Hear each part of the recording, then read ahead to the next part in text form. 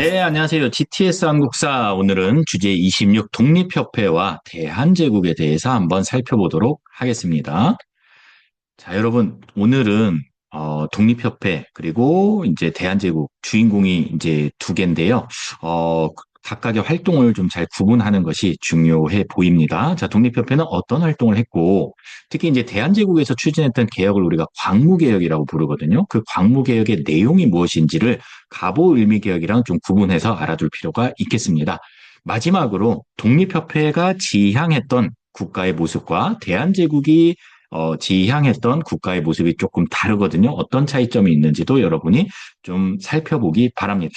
자, 오늘 우리 이야기의 시작도 역시 흥선대원으로부터 시작이 됩니다. 나이 어린 고종을 대신해서 약 10년 정도 집권했던 흥선대원이 물러나고 난 다음에 운요 사건을 계기로 1876년 우리나라 최초의 근대적 조약이자 불평등 조약인 강화도 조약이 체결이 됩니다. 좋든 싫든 간에 조선 정부는 여러 가지 개화 정책을 추진했었네요.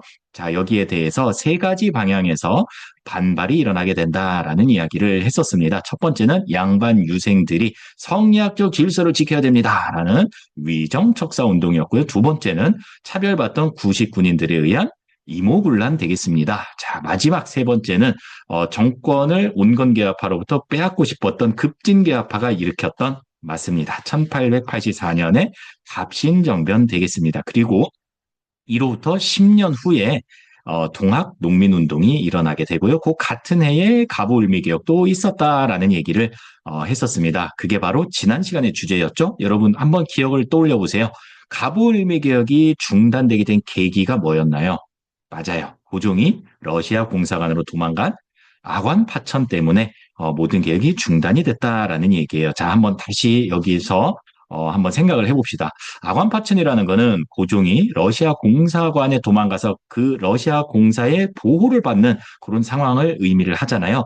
한 나라의 왕을 보호를 해줍니다. 공짜로 했을까요? 아니겠죠, 당연히. 여러 가지 이권을 내놓으라고 러시아가 요구를 합니다. 그런데 놀라운 일이 벌어져요. 러시아가 금광을 하나 가져갔더니 일본, 청나라, 또 독일, 미국도 하나씩 다 가져간단 말이죠.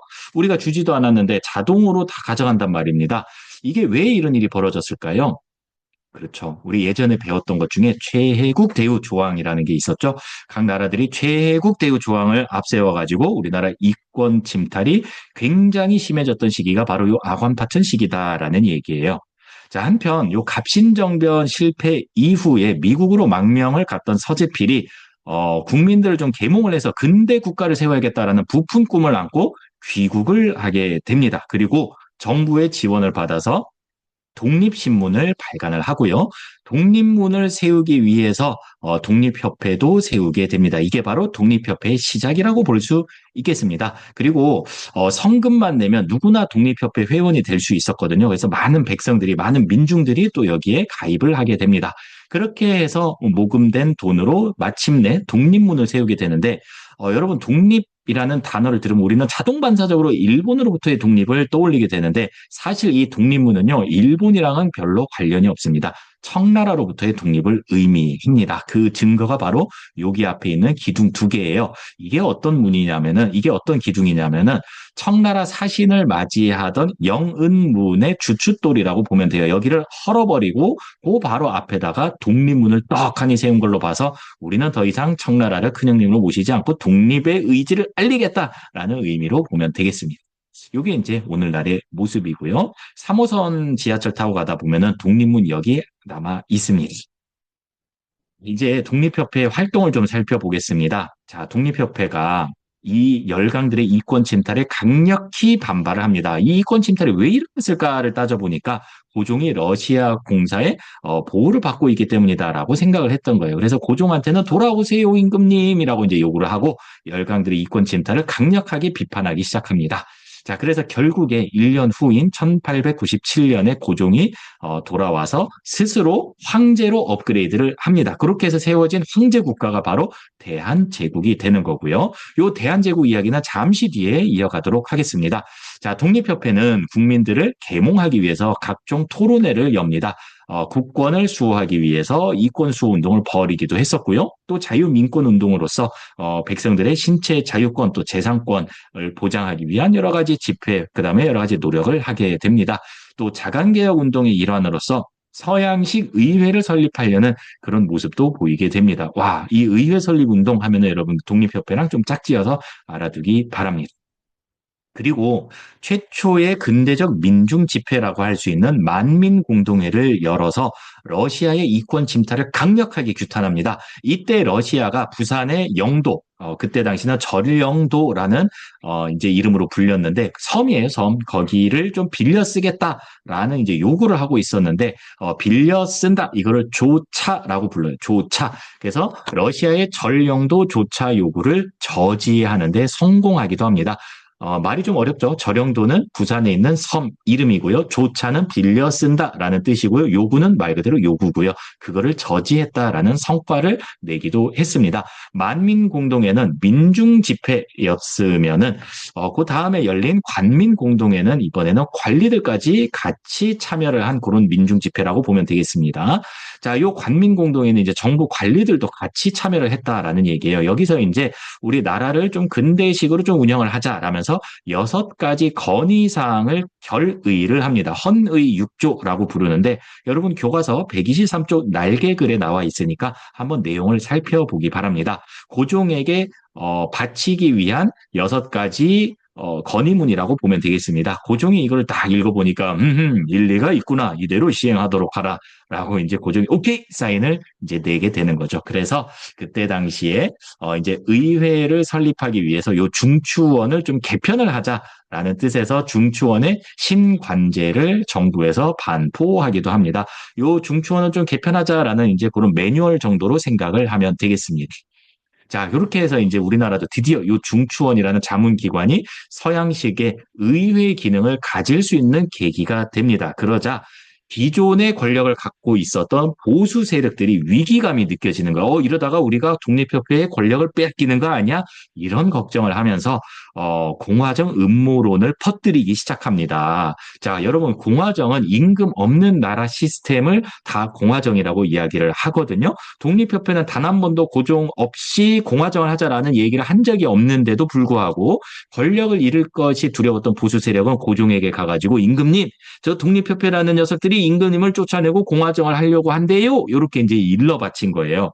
거기에 고종이 넘어간 거죠. 그래서 오부상 연합회라고 할 수 있는 한국협회를 동원해서 이 독립협회를 공격하기 시작합니다. 독립협회는 다시 한번 만민공동회를 열어서 저항을 했지만 결국에 1898년도에 해산되고 만다라는 얘기입니다. 안타깝죠? 자, 여기서 우리가 알 수 있는 사실, 독립협회는 어떤 나라를 지향했나요? 공화정까지는 가지 않았지만 의회를 설립해서 임금님과 함께 연합해서 정치를 하는 입헌군주제를 지향했다라는 것을 우리가 알 수 있습니다. 자, 이번에는 1897년도에 세워진 대한제국에 대한 이야기를 좀 해보려고 합니다. 자, 러시아 공사관에서 덕수궁으로 돌아온 고종은 환구단에서 하늘의 제사를 지내고 스스로 황제로 업그레이드를 하게 됩니다. 그렇게 해서 이제 황제에 등극을 하게 되는 거죠. 자, 이때 황제권을 강화하기 위해서 원수부를 설치를 해서 황제가 모든 군사권을 갖게 됩니다. 그리고 뭐 징병제를 뭐 준비하기도 했었고요. 그리고 독립협회를 해산시킨 지 1년 뒤인 1899년도에 헌법에 해당되는 대한국 국제를 반포를 하게 됩니다. 여러분 교과서 125쪽 아래쪽에 또 자료가 나와 있으니까 한번 읽어보세요. 읽어보면 주어가 거의 다 대한국 대황제입니다. 황제는 뭐뭐 할 수 있다. 황제는 뭐뭐 할 수 있다. 이런 걸로 봐서 대한제국은 전제군주제구나라는 걸 알 수 있는 거예요. 일종의 뭐 독재국가라고 볼 수 있겠죠. 황제에게 모든 권력을 몰빵한 그런 형태의 국가라고 보면 되겠습니다. 자, 그리고 이때 당시에 대한제국의 연호가 광무였는데, 그래서 이 대한제국에서 실시한 모든 개혁들을 우리가 광무개혁이라고 부르는 겁니다. 원칙이 있었습니다. 옛 것을 근본으로 삼고 새로운 것은 참고만 한다. 네 글자로 구본신참이라고 우리가 부릅니다. 구본신참의 원리에 입각해서 뭐 제도를 확 화끈하게 바꾸지는 않습니다. 주로 서양의 그런 기술들을 가지고 와서 바꾸려고 했었다라는 얘기입니다. 자, 그래서 토지조사 사업을 시행을 하고요. 땅 문서를 발급해 주기도 하는데 토지조사 사업을 우리가 양전 사업이라고 부릅니다. 그리고 땅 문서를 지계라고 부르는데 토지조사를 해가지고 땅 주인에게 땅 문서, 국가가 여기는 네 땅이야라고 인정해주는 땅 문서를 발급을 해줬다. 이런 느낌으로 이해를 하면 되겠습니다. 상공업을 진행하기도 하고요. 또 전차를 도입을 합니다. 자, 그리고 실업학교를 세워서 여러 가지 기술 교육을 실시하기도 하고, 각국의 그런 유학생들을 보내기도 했었다라는 얘기입니다. 자, 오늘은 우리가 독립협회와 대한제국 두 주인공을 한번 나란히 살펴봤네요. 이제 주인공의 관계는 처음에는 사이가 좋았어요. 서로 협력해가지고 근대 국가를 세우자라고 했지만, 결정적으로 대한제국이 이 독립협회를 해산시키면서 사이가 틀어져 버리게 된다라는 거예요. 그래서 독립협회는 우리 의회를 세워서 같이 정치를 합시다라고 주장했던 반면에 대한제국의 고종은 아니다. 모든 것은 내 황제가 다 독점할 게다. 이렇게 이제 전제국으로 나아가는 모습을 살펴봤습니다. 여러분 생각은 어떻습니까? 이 시기에 어떤 형태의 국가가 적당했을까요? 한번 생각해 보기 바랍니다. 수고했습니다. 안녕.